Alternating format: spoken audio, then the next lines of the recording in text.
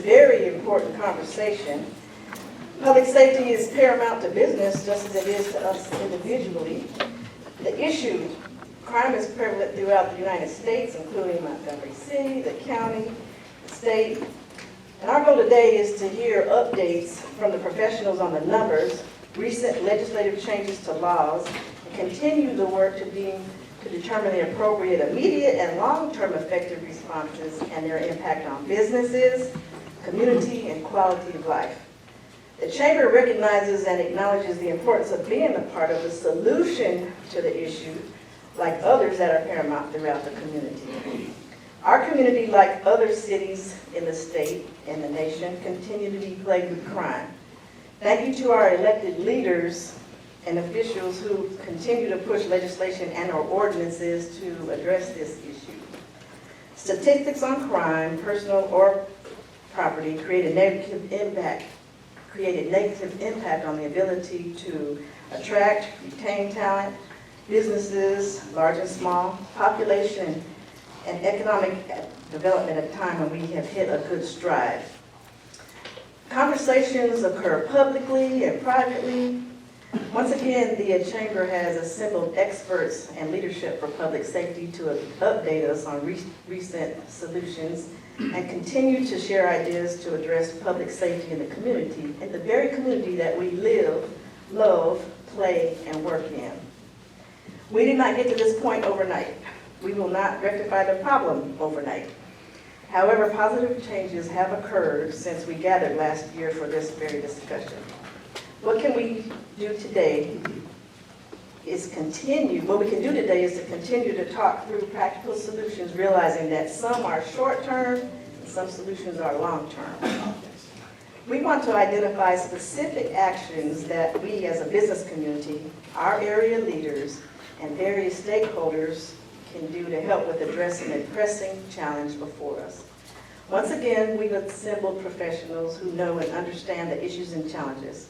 Our panel members are experts who also do the work. We'll listen to them and we are going to learn from them. Before I introduce our panel guests, I'd like to take the opportunity to recognize our elected officials attending this morning and members of the faith-based community. If you're a member of the elected official or members of the faith community, would you all please stand?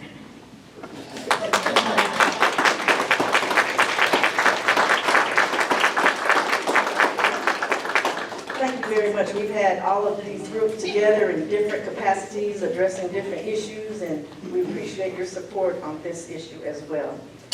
Now it's my pleasure to introduce our panel members. As I mentioned, called you up. Our first person will be Secretary Hal Taylor. He is my colleague on the Governor's Cabinet. He became the Secretary of Law Enforcement of the Alabama Law Enforcement Agency, ALEA, when Governor Kay Ivey appointed him to the position in April 2017 and swore him in as Secretary in August of that year. He's been in his career since 1991 as an agent for the Alabama Alcohol and Beverage Control at the ABC Board in Shelby County. He also served as Bob Riley's security detail from 2002 to 2011. And as the Secretary of Law Enforcement, his job is to oversee all the departments and divisions within ALEA, including the Department of Public Safety, the State Bureau of Investigation, the Alabama Fusion Center, Criminal Justice and Information Services Division, Protective Services, and the Alabama Department of Homeland Security.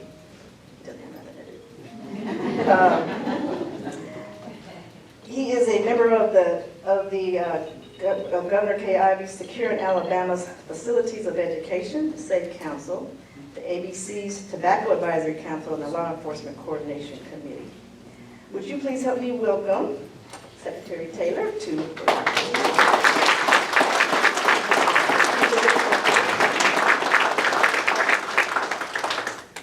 Our next panel member is Sheriff Derek Cunningham. He's dedicated over 3 decades to public safety. He started when he was 3. He was 2. He began his law enforcement career in 1989 with the Montgomery Police Department, rising through the ranks to join the Detective Division, where he investigated homicides and became a member of the Investigative Homicide Investigators Association. In 1999, he was appointed Chief Deputy by Sheriff D.T. Marshall, a role held for 15 years before he made history in January 2015 as Montgomery's 39th and first African-American sheriff. He's championed youth mentoring programs and the use of modern technology, including smartphones, to enhance public safety to reduce crime. He has retired from the Army National Guard with over 24 years of service, and he currently serves as Montgomery County's Homeland Security point of contact, managing critical funding and coordination efforts. He's a graduate of the 108th National Sheriff's Institute and has held several leadership roles with the Alabama Sheriff's Association, including Sergeant of Arms, Vice President, and most recently President in 2020 to 22. So he's been appointed to multiple statewide committees as well by Governor Ivey. Sheriff Cunningham also serves on the board of numerous nonprofit organizations, and he's a proud member of Omega Psi Phi fraternity. And we have to add that. Please join us up here as well.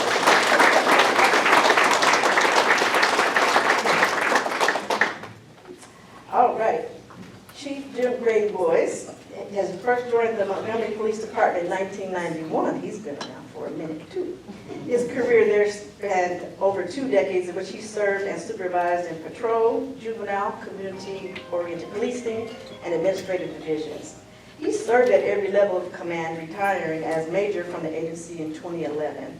During his career, he was awarded both the Medal of Valor and Medal of Merit. In 2011, he became a member of the Alabama State University Police and HR departments, where he instituted and administered the federal BAW grant on the campus and creating an ongoing program to combat sexual and domestic violence on the campus and within the community. Shortly thereafter, he assumed the duties of chief of the ASU Police Department, where he served until 2019. In 2020, he began serving with the Alabama Law Enforcement Agency, serving as Senior Compliance Specialist until he was called in June of 2024 to serve as the Interim Chief of Police for the Montgomery Police Department. In January 2025, he was named Sitting Chief of Police. Would you please help me welcome Chief Grayboys.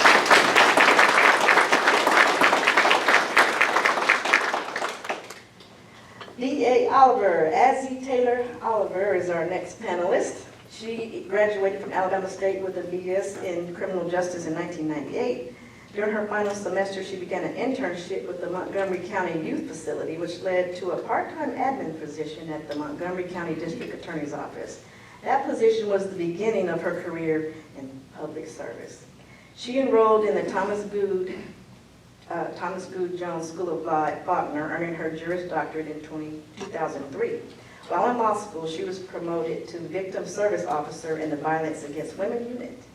Upon passing the Alabama State Bar, she became a Deputy District Attorney and was quickly promoted to Senior Prosecutor of the same unit. After a brief tenure practicing elder law, she returned to the Montgomery County DA's office, where she was appointed Chief of Violent Crimes Unit in 2013 and Chief Deputy District Attorney in 2014. In 2016, D.A. Oliver joined the Alabama District Attorneys Association Office of Prosecution Services as the Domestic Violence Resource Prosecutor for the state. She later served as Chief Deputy Attorney General of the Criminal Trials Division, prosecuting complex cases statewide. She has served on numerous boards, taught as an adjunct professor at Alabama State, and she's a proud member of the Delta Sigma Theta Sorority Incorporated. And she is married to Lieutenant Jesse Oliver, where they have 4 daughters. Would you please help me welcome D.A. Oliver.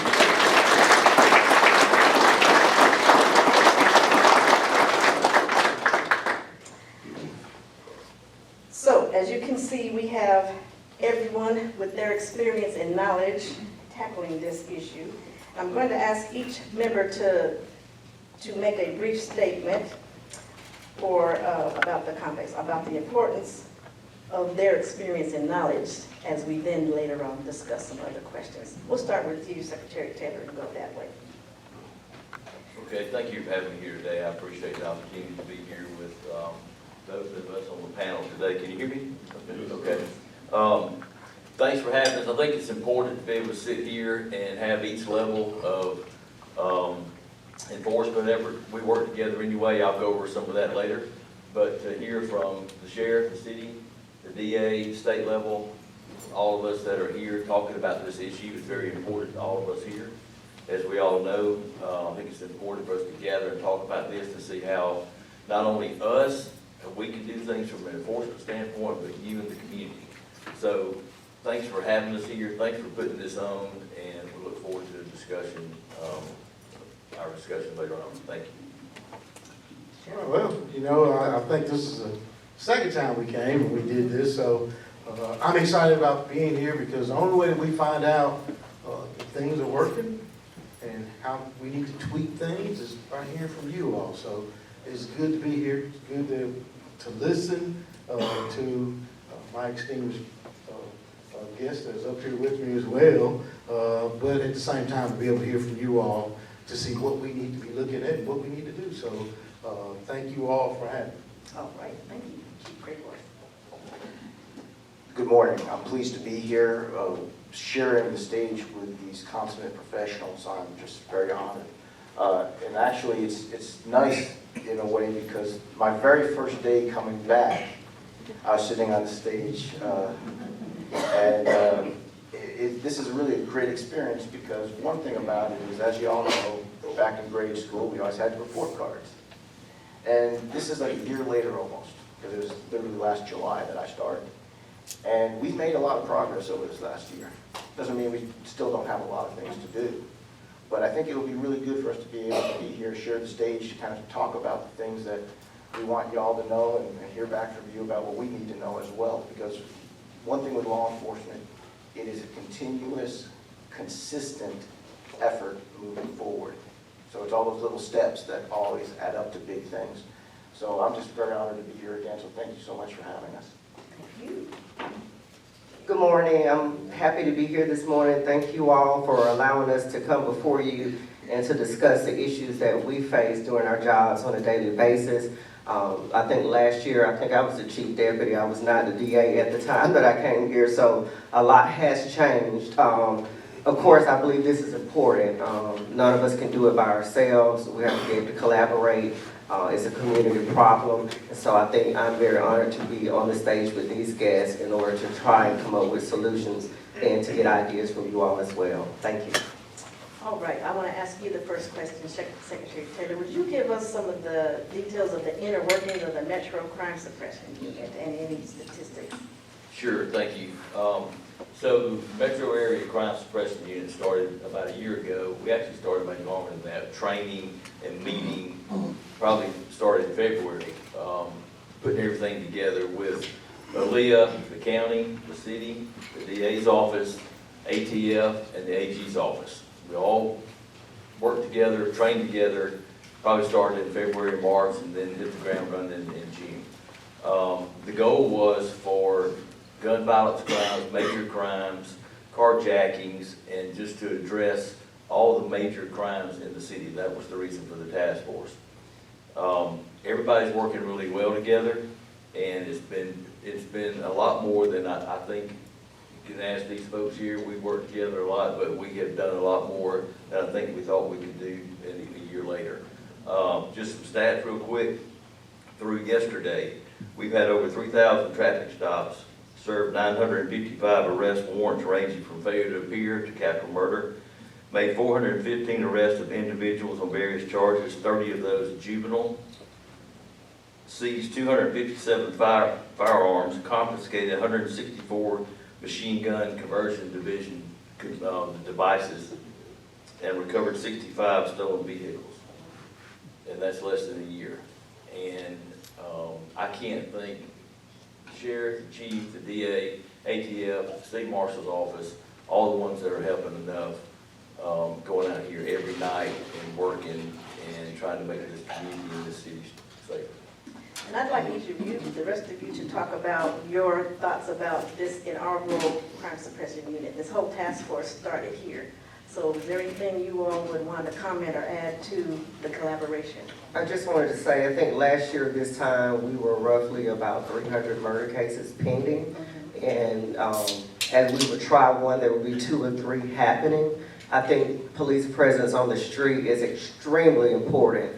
The criminals know whether or not our numbers are down. They know whether or not we're patrolling. So I think the Max Suppression Unit has been very instrumental for criminals basically observing the fact that they're back on the streets. We can't let them take control. And so we have to have that presence. So I'm very thankful that unit came together. I'm very thankful for, I know the sheriff specifically are doing things in the county that he has not done before. But it's going to take all of us. And I'm just happy to be a part of the solution. We appreciate it. Either of you? Well, the MAX team's been integral. It's been a real privilege to be working with it and have our units, because we devoted our whole SWAT team, our NIVES team, our gang intelligence unit. And the thing about it is we believed in it, the city administration believed so strongly in it that we really came out the door or out the gates running. And the thing about it is that it's been such a privilege working with Secretary Taylor and his people, working with Sheriff Cunningham and his people, and of course my folks working together, and of course working with the DA's office. It's always been a pleasure. I mean, these are all folks I've worked with for years on other things. And the thing about it is it also telescoped out. And what I mean by that is that we don't just work together on the MAX team. We work together on other things as well, because our communications have gotten that much better between all of us. I mean, just to give you an aggregate, outside of the MAX, I mean, we're talking over 1,000 weapons taken just by, patrol and things like that over the course of this year so far. And that's just doing regular work, good old-fashioned police work, and that's on top of that. So these efforts are really, they build on each other, and the relationship, I think, really strengthens as a result of the MAX unit and its efforts. Excellent. Thank you. Well, then I think with you all's help, participation, I know I see some of the city council personnel in here, and I got tons of phone calls. But when they call and they give us problem areas, we take it to the task force and we address those problem areas. And we didn't do anything different. We didn't have to go recreate the wheel. We went back to old school policing. If there's a problem, we come in multiple force. And if you run a stop sign, you get stopped. You speed, you get stopped.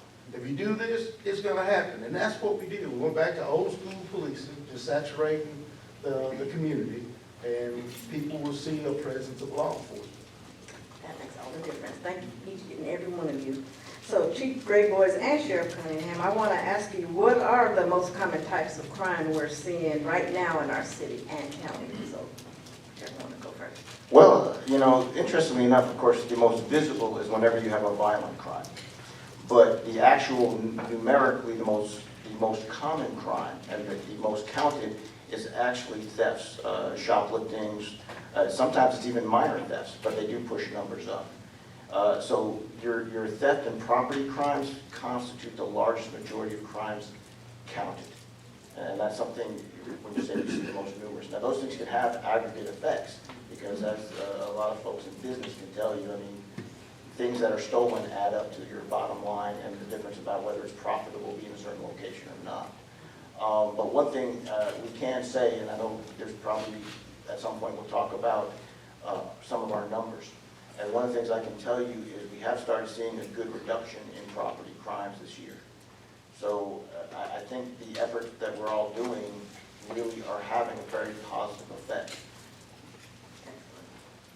And I think he touched on the property crimes that we're starting to see. But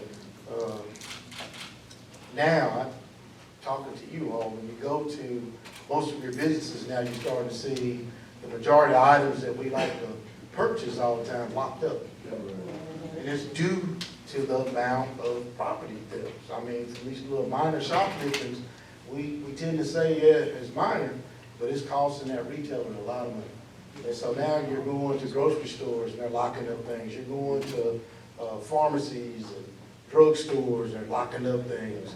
But due to that large amount of shoplifting, and that's something that we're going to have to address. I see members of our legislature here, and we're going to have to, we look at some of these little petty crimes that, it seems to be petty, but at the same time, is making the business community locked up and move out. So we're gonna have to look at what we're doing to pretty much change that trend from people thinking it's all right to go in and grab something and run. So we're gonna have to really rethink this and relook at that. Excellent, excellent. Secretary Taylor, Governor Ivey submitted a legislative package related to crime. What are they, what were they, and what did they address in that package?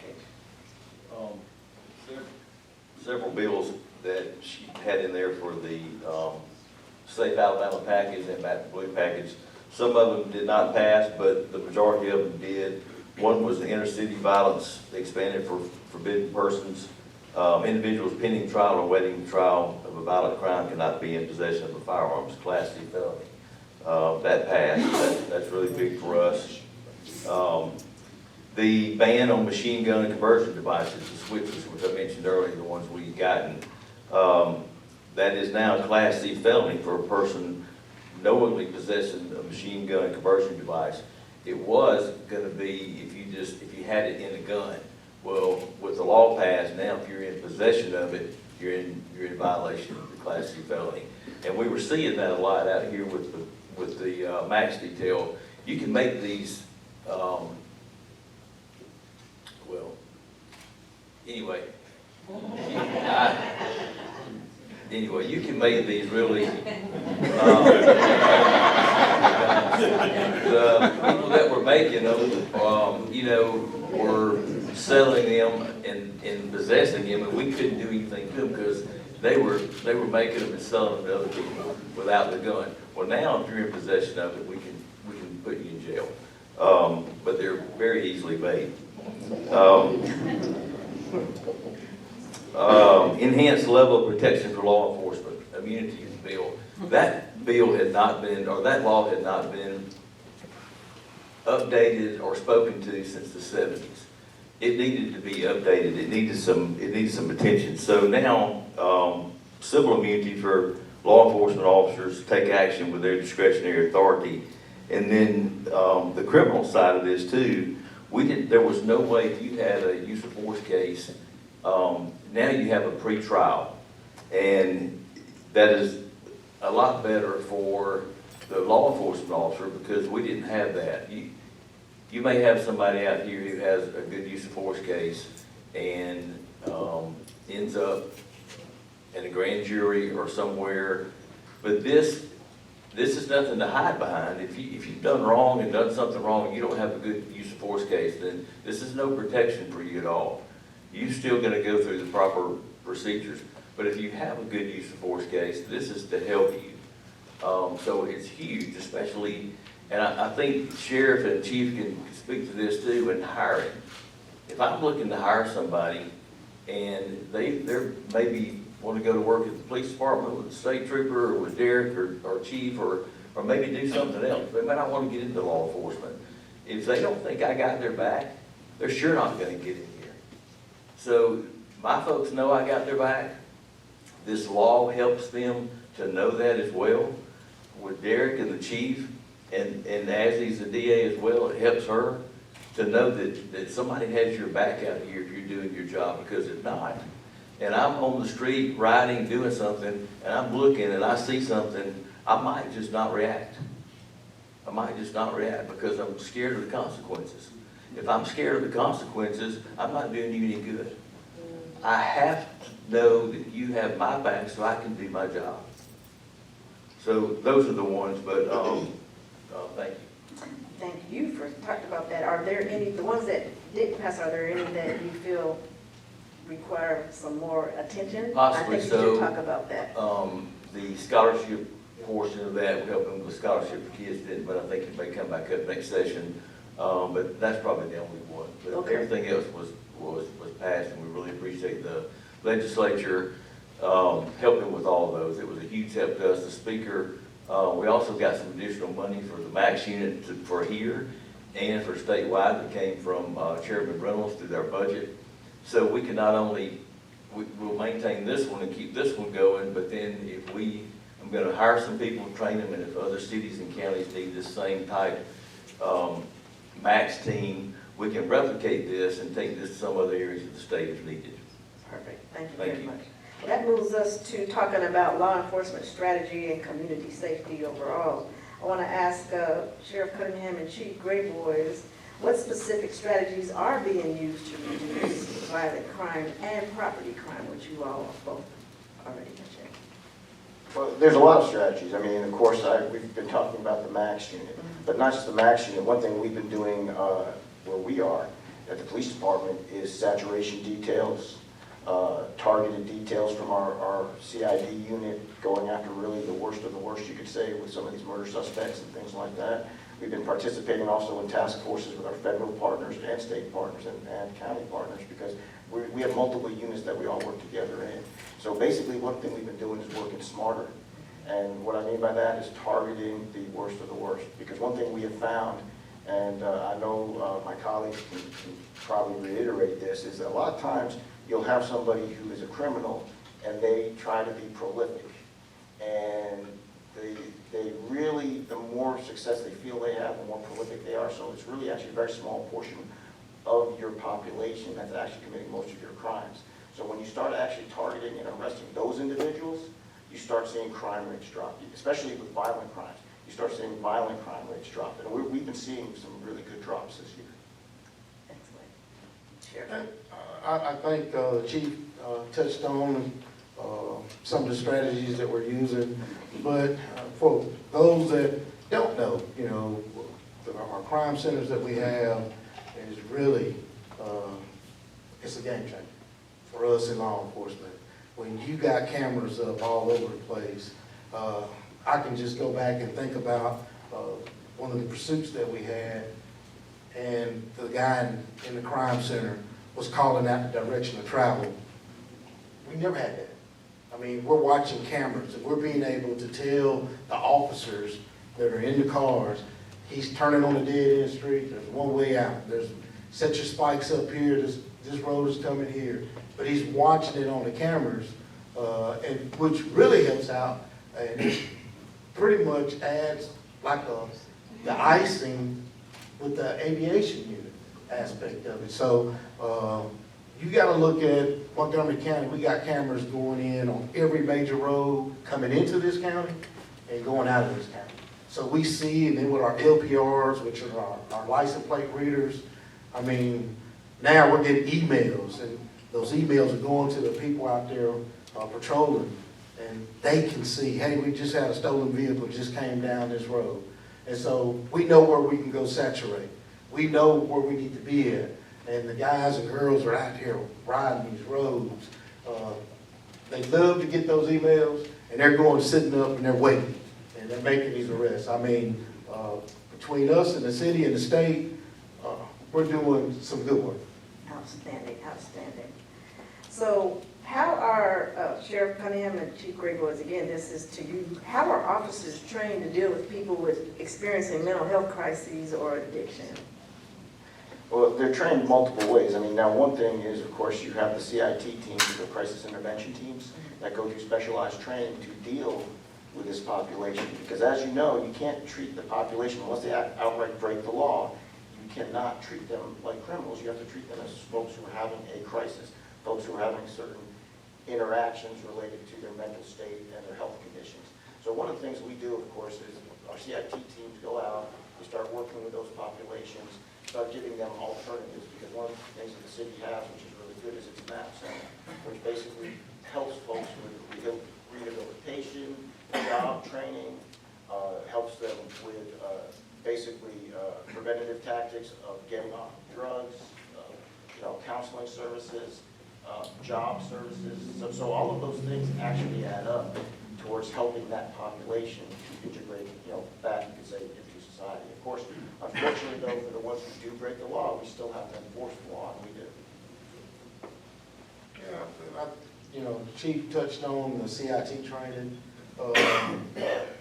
What I started doing is now not just all of my deputies has to be CIT trained, but now all of our corrections officers are CIT trained. Because the same problems you're seeing on the street, it goes right to that jail.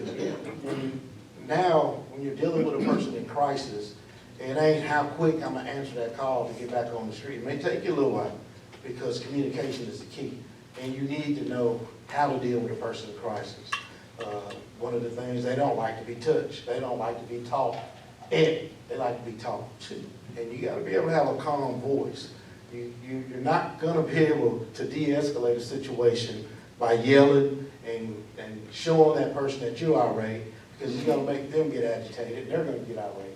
So we gotta make sure that all of our personnel are CIT trained, but at the same time, when you start talking about being able to get them the assistance that they need, but for us to be able to take them to a location to get them medically screened, so that if we need to transport them to a facility to get them back on their meds, we'll be able to do that. And I think that's where the hiccup is coming in at, is being able to get that person medically screened, to be able to get them into a facility. And that's some things that we need to work on. I see Commissioner Sankey earlier. He was back there in the back, but he had just talked to me about this same scenario and how we need to be able to speed up the process about getting a person medically screened and getting them into a facility. Big issues. You want to add to that? Yeah, and here's some other training that's going on with this too. When we all went through the police academy a couple of years ago,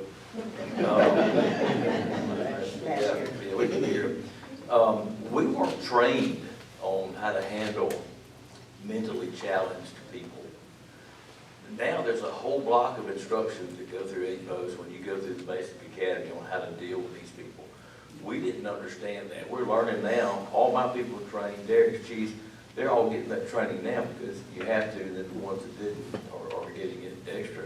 But we learned that, you know, you pull up on someone like that with the lights and siren on, you're just, like Derek said, we're creating a huge problem. Turn the lights and siren off, walk up to them, talk to them. You know, we've learned a lot, but now there's a whole block of instruction at the APOS Academy that you go through that we didn't get back in the 90s when we all came through. So it helps a whole lot when you can de-escalate a situation because you know what to do. So that's a huge help. That's perfect. Thank you very, very much. So Chief Grayboys, what is your department doing to build trust with residents in underserved areas? We're doing a lot. We are actually working with our community-oriented policing bureaus and also our PAL, which is our police athletic leagues, to actually start integrating what you could say the youth. We're doing things, like one thing we reinstituted this summer is we have something that we're calling the Junior Police Academy.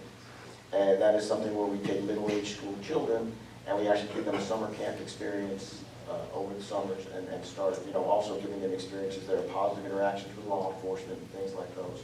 Of course, when I used to be in COP, we did a lot of that, so we were pleased to be starting that along. The other thing we're doing too is we're doubling up and increasing our efforts in creating neighborhood watches. One thing we do a lot of is we go out into the neighborhoods and we walk into the neighborhoods, and I actually have my staff, I'm talking about my command staff as well as just my COP officers, go into the neighborhood, start meeting people, talking to them, shaking hands, especially when we target an area where we might be getting a lot of complaints. So people can actually, they're not just talking to a regular officer, they're actually talking to, let's say, a police captain or a police chief. And when people actually see us start walking around and talking to folks and interacting with them and make ourselves accessible, it lets them know that we are here for them. Because ultimately, and I think my colleagues can attest to this, we are all here for the citizens. We are all here for the people of the city, the state. I mean, we are here for the citizens to serve them and do everything we can to help them. But the thing about it is that if you're not visible and you're not out there with them, they don't know. And really, at the same time, if you're not talking to people and getting to know what their problems are or what the things are that concern them, then you're not able to target your efforts in a meaningful way. And I think one of the things that all of us have been doing, and I know in the Montgomery Police Department we've been doing this, is when we get the citizen feedback that we get, it does help us target our special operations. It helps us target our community policing initiatives, and it helps us really be more responsive to the needs of the citizens. Excellent. You have some programs too, though, I think you might want to add to this. I already know you do. Yeah, well, anytime that we start talking about engaging the community. Community policing is everything that we do. We got to go back to the old school policing. And that's one of the things that my challenge to my guys and girls that are out there in patrol. When you're going through the neighborhoods, you can't hear them with your windows up. I know you like the air conditioning. You gotta crack your windows. And you see people working in the yards. It's all right to wave. We in the South. You know, you gotta be able to wave. People like that. The community likes that. And there's more to policing than just thinking you're gonna get in that car and drive. And not only by us doing that, when you start talking about community policing, just by having the youth on board, my Explorer posts, my cadets, everything that we have in our agency is community policing, because we're showing our youth that, hey, I'm just human. You working right beside me. You know what I do every day. And that message goes back into the schools through the youth, which are SROs that are working in the schools. They're more than just an SRO. You know, they're that dare do, they're that police officer that I can trust, hey, that person I can go talk to, and that's why we gotta expand on those programs, and you gotta make sure that you bring the community. There's more to just saying we gotta have a fishing rodeo for kids. No, that's bridging that gap. Well, how do you tell if it's working? How do you tell if the community? You can tell it's working by the feedback that you get from the community. I can go to Church's Chicken, and I'm standing in line. Hey, I went to camp with you. My daughter's going to camp with you. Man, I'm that old. But you get that feedback. You get that feedback when I'm sitting at a neighborhood watch meeting and somebody comes up and say, hey, my house is burglarized. Man, your guys came out, they did this, and I spoke with that investigator. You know it's working. You know it's working when you stop a person for speeding and say, I'm sorry, sir, I was speeding. You know, well, I'm going to give you a warning this time. You know it's working. Yeah, the feedback is a really important piece, because the sheriff is right. When we are walking on the streets, or we're ourselves just going about our day, you get approached by people. And people are not bashful about either letting you know the bad things that upset them, or letting you know that, hey, they appreciate and have noticed a difference. Frequently when people ask me, like, how's it going, a lot of times I like to ask, well, I can give you the answer from what I see, but I always like to ask people, like, well, how's it going with you? What are you noticing? Because that helps us target, and that feedback is integral. But, you know, on a nuts and bolts sense, though, you also get feedback from your numbers. And what I mean by that is that when you see crime numbers drop, that is an aggregate of not just all the efforts that police officers are making. It's an aggregate of whether or not citizens are reporting because they are being victimized. So the thing about it is, because our efforts are not just our community policing, our efforts are patrolling, our efforts are making those arrests, our efforts are doing the prosecutions of the criminals that are committing those crimes. So when all of those things add up together, then you start seeing that hardcore numbers start dropping because you're being successful. Then you start seeing, like I said, the feedback of people approaching you on the street saying, thank you for what you do, we're noticing it. So I think it all it really adds up to the big results. Excellent. I'd like all four of you to comment on any future initiatives or programs that are being considered to address crime in general, or anything. Let everybody hear. Well, I'll tell you what I've learned over the last month or so, meeting with school officials and meeting with district resource officers within the education system, is that we're able to identify those students who are in school, who are truant, for whatever reason they are. There does not seem to be any efforts and resources poured into why they are truant, and to remedy the situation. I have a circuit court judge who typically hears those cases, and my understanding is his level of deciding whether or not to hold a parent accountable deals with the environment that the student has come out of, or deal with the parent who has failed to send their child to school, but we're not looking into what the reasons are. We're not giving them solutions. I know that the resources are there, but we have to find a way to begin to address that, because those who are committing crimes later on that come through our juvenile youth facility aren't going to be the same ones that enter the adult system. So we have to learn how to hold them accountable, as well as a parent accountable at the level that we can. They're not listening to us by the time they get to middle school. I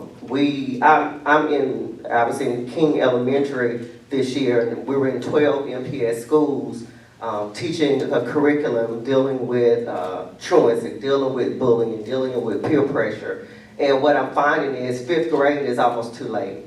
We're going to have to find out to get their attention. If you're going to establish positive role models, and if you're going to establish positive contacts with law enforcement, because MPD, law enforcement are in the classrooms with us, that needs to start earlier, because their parents may be teaching them differently, or they're seeing a lifestyle that may be different. So I am of the opinion, and I've come to this conclusion the last couple of months, that we need to start earlier than the 5th grade. And you're right. That's one of the things we see when you start going into the classroom, teaching DARE, teaching BREAK, gang resistance education, that if you don't get them young, they've already been gotten. And so you gotta start out young. And then every year you can go back and you can add on to that and add on to it. So that by the time they get to middle school, you know, we've taught them about the bullying and the effects of peer pressure and things. The things that we thought was bad when we were growing up. Peer pressure changed. It ain't like it used to be. You know, so we got to make sure that we're involved in the school system. We got to make sure that we're working with the school system to go in and at least let them know that we in law enforcement, hey, we're here for you.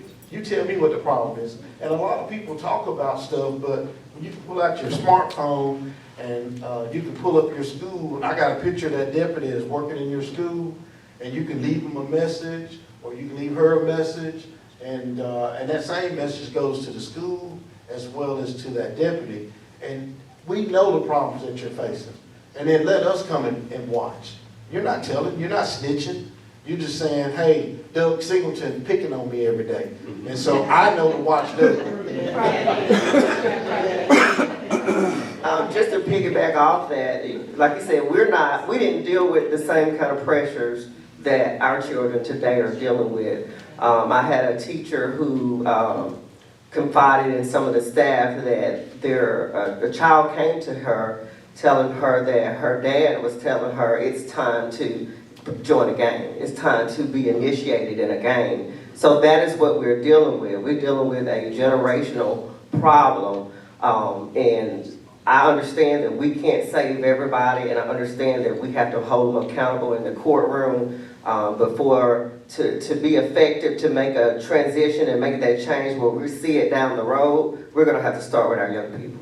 And so initiatives and programs were kind of, you're saying, together, centered around whatever programs you would put in place to reach the kids earlier. Right, I believe that. Like the sheriff and MPD also have programs. You know, statutorily, that is not what we are. That's not what we are called to do. That is not we. I was talking about the whole issue overall with initiatives and right. programs. But I think that's the answer. We have to get away from what we've been traditionally doing because it is not working, and the numbers are showing us it's not working. I think to piggyback off that or to add to it, one of the things like we do is, of course, we even have officers who are at some of the younger schools, like reading to children and doing early reading programs and participating in those.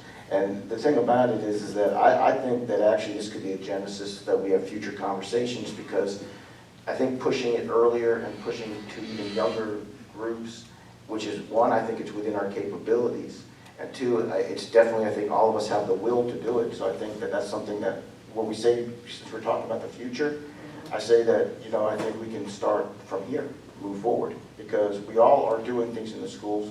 We all care about this issue. And I think that, you know, one thing that you brought out, so I appreciate that, is going earlier. And I think that's something we should pursue after this meeting. Secretary Taylor, is there anything at the state level you think that would be the programs or initiatives that you're No, we do a lot of what they do, and we go into high schools and speak to kids all the time about, drinking and driving and drugs, and, but yeah, starting early is the key for sure, like both of them have said. And also, since we're talking about the future, and I touched on it a little bit about our real-time crime centers, that is our future in law enforcement. Being able to see, being able to get what we need to be able to prosecute somebody. I can get a witness that may shy away when it's time to go to court, but if I got you on videotape, I got you. And I can take that, and she can take that, and we can prosecute you. So the future is going to be our crime centers being able to gather the information that we need to prosecute a person, being able to get that information from social media, being able to get that information where they're putting it out at. I mean, right now, we're getting prosecutions on ex-felons in possession of firearms because of what they posted on social media. Them posing with guns, them having all the money. Well, we get that. We add that to us trying to prosecute that person. We got you, And so that helps us on some of these cases that we're dealing with, instead of us having to rely on that witness testimony that may shy away when it's time to go to court. So crime centers is a thing of the future, and thank you for what y'all doing to allow us to be able to have things such as crime centers right here in our community, right here in our county. Well, that moves me to ask you, Dale Oliver, how do you decide which cases to prosecute and which ones to refer to diversion programs? We do have a pretrial diversion program that the county commission makes possible. There are standards and requirements in order to be able to enter into that program. Number one, it cannot be a violent felony. Usually they're going to be your property crimes, your shopliftings, your breaking and entering motor vehicles, and you cannot have had a prior conviction. So I think if you hold to the standards and requirements and apply that fairly to everyone, that's how you're able to treat people fairly, and that's how we're able to decide who's eligible for the program, just following the standards that are set in place. And there's other drug court and... There's drug court, there's DUI court, yes. Okay. Are there programs in place to have them get back on track in addition to pretrial diversion? Are there other programs to help nonviolent offenders avoid jail and get back on track? Well, that's basically what it does. They have to go before court.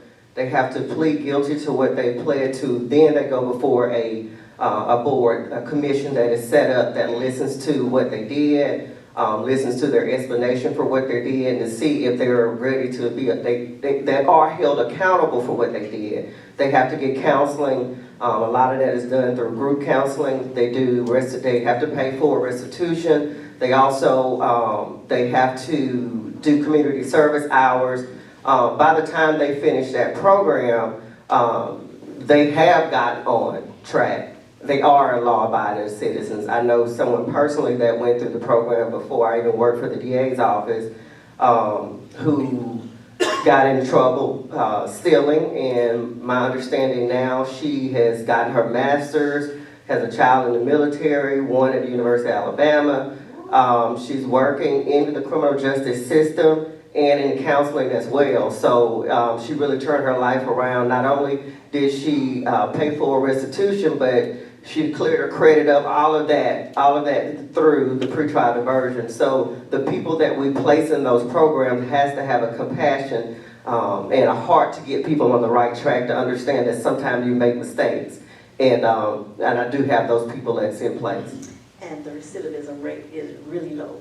It is. Those people who complete. That's correct. You actually served on that commission, and at the time it was 4%. So recidivism rate is really low because they learn the skills to be a law-abiding citizen. They learn that they have to work for what they get and not take from somebody else. So they're actually and going through counseling and evaluating that there are deeper issues that they have as to why they ended up in crime in the first place.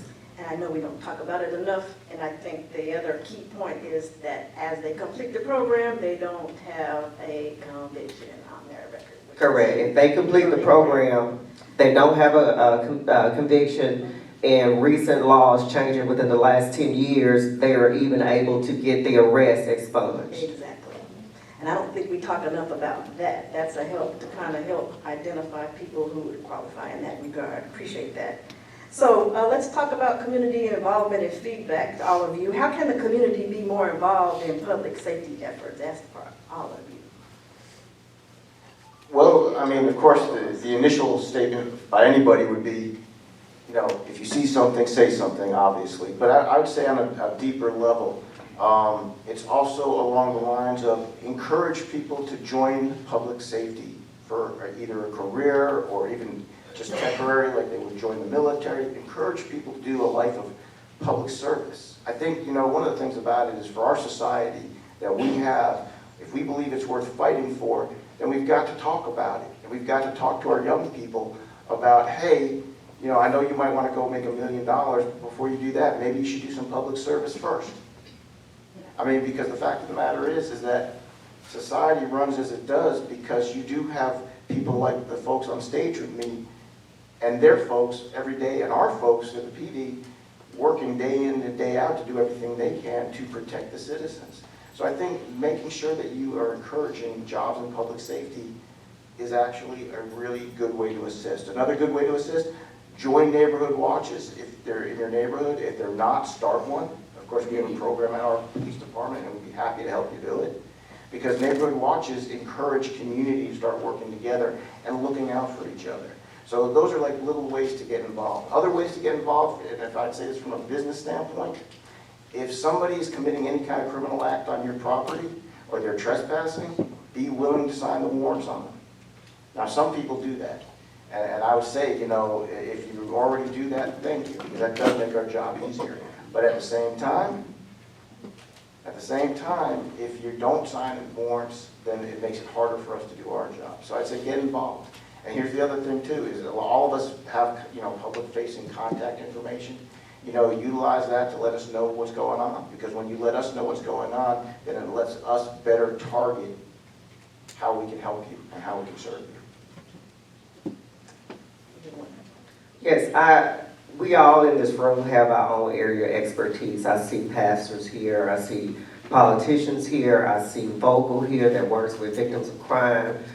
We all have our own area of expertise, and I think we take the talents that we do have and contribute where we can. I can't do it by myself, and neither can any of these individuals. I'm just as frustrated as everyone else. We're convicting murderers, and they continue to murder. But you may have an idea that in your area of expertise where you can contribute to the crime problem. I've met with business leaders who are frustrated, quite frankly. Not only are people snatching things from their businesses and running, but the break-ins and the inability to keep good workers because of robberies. That business community, I think, came together last week dealing with the MAX and honored those law enforcement officers who were working at MAX, who were flying the planes, who were on the streets making contact. There's some way in your expertise where you can help, and sometimes we have to just think outside of the box in doing so. Yeah, like everybody said up here is, get involved. Let us know. You're our eyes, you're our ears, and without you, we couldn't do our job. So when you think that that little thing may not be important, it may be important. You know, tell us, let us know. We want to hear, because without you all helping us, we couldn't do our job. So trust me, I get a lot of tips, I get a lot of phone calls, and I don't mind, because I'm gonna follow up on it. I'm gonna see it through, and I'm gonna work with you all, and hopefully that we both can see it through, and we can get something to come out of as a good result of what you're telling me and what we're going to be able to do. Secretary Taylor. You said it all. Said it all. Well, what's the best way for residents to report concerns and give feedback to law enforcement and to or the DA? What's the best way for us to give that feedback? Everybody have your phone, and I'm just teasing. Number one, Seriously. they call our office. There are a number of people who call me personally, that where they can go on our website and also make a complaint or ask that someone reach out to them. They get you on Facebook. So we'll take the feedback in any way that we can. If they need assistance, we'll do what we can to try to link them to the proper resources, or if it's a case within our office, to work that case. Any other ways you want to? Well, I mean, of course, I get a lot of information via email. Of course, people do call. They call my office. They also call at times if it's not an emergency, 311. Of course, if you're having a crisis, you really want to make sure you're calling 911. But if it's not crisis, you can go through emails. You can go through, regular channels and regular phones, because our office, like I said, has a number. I have an email address, and I don't mind giving it out, jgraboys@montgomeryaL.gov. That is my public-facing email address. And now, granted, I'll be honest, I get lots and lots of emails there, but I do read all of them, and I do everything I can to answer them. But they do help me actually target a lot of the initiatives that I do with my officers. Well, with me, you can just call me on my cell phone. And that's like everybody. If you don't know my number, call Doug. He's gonna get it to you. I see Mary Stone in the back. He'll get it to you. But if you need me, just call me. I'm easily accessible. Call me. I'm gonna answer my telephone. If I don't answer, you may have to leave me a message or text me. I get so many spam calls now, but if I don't answer, just leave me a message, and I will return your call. All right, I will ask each of you to give brief closing remarks about anything that we may not have said or anything you want to make sure that we address. I know we've talked about us working well together and things have gotten better. I would be remiss if I didn't tell you, I know that there's a lot of work that we have to do. You have residents that are leaving Montgomery County. You only have certain places where you feel safe to live. I think the work that we do and the things that we do and things that we hear from you gives us hope. So my message is we just can't give up. We can't let the criminals win and take control of the streets. We have a right to live, eat, work, play in peace. And so my thing is, I understand that we are frustrated. I understand that we're frustrated with the criminal justice system, period. But we have to keep working at what we're doing. We have to keep plugging. We have to keep supporting law enforcement, supporting prosecution, because if they do not exist, Montgomery will not exist. To tack on, actually, we always have to keep working. Even though I am very proud of the results so far this year, because we can say that we have been bringing it down, well, it still has to be that constant effort, because the moment you stop, then it starts going right back up. I mean, basically, it is constant effort, because the fact of the matter is crime is crime is crime. There are evil people in the world, and there have to be people like us, all of us here, to fight that, to put the bad guys in jail, so to speak, to stand kind of out of line and say, no, we're not going to tolerate this. Just like all of us here as a society have to be willing to do that as well, and I think most of us are.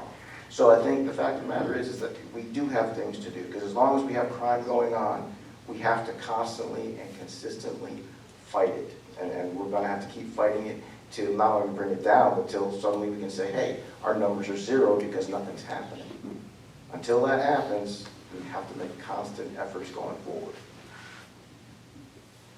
Well, one thing I can say is thank y'all. Thank my county commission. They gave me permission to get 10 more deputies. And you'll see more. We hear you. Don't think we don't hear you. We hear your cries. We hear your calls. We get your messages. And we hear what you're saying. and we've taken heed, and we're coming. We're gonna be here to help. Just as Angie said, I'm frustrated, you frustrated, we all live here. I ain't moving. So I'm here to tell you, we're gonna take care of us. I love Montgomery. I don't wanna go nowhere else, and I'm here. I'm here to stay, and we're gonna do whatever it takes to be able to make Montgomery be that Montgomery.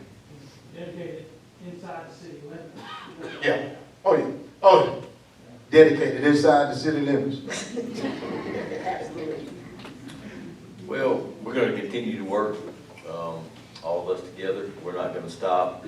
We've got the additional funding to stay here and keep Max going, and we're gonna keep going. As Chief Grayboy said, you can't stop, because as soon as you stop, they know you stopped, and it's gonna go back up. We're not gonna stop.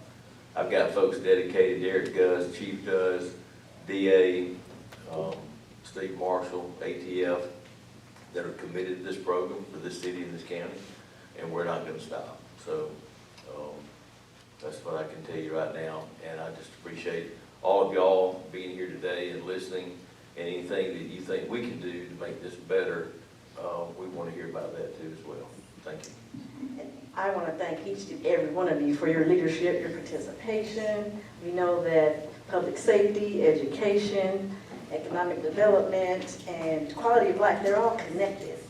And I'm saying on behalf of the chamber, we're going to stay engaged, and we want all of you to agree to participate.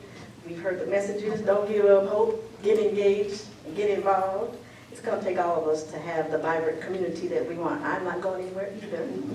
And we want to thank all of you for being here, and we are adjourned.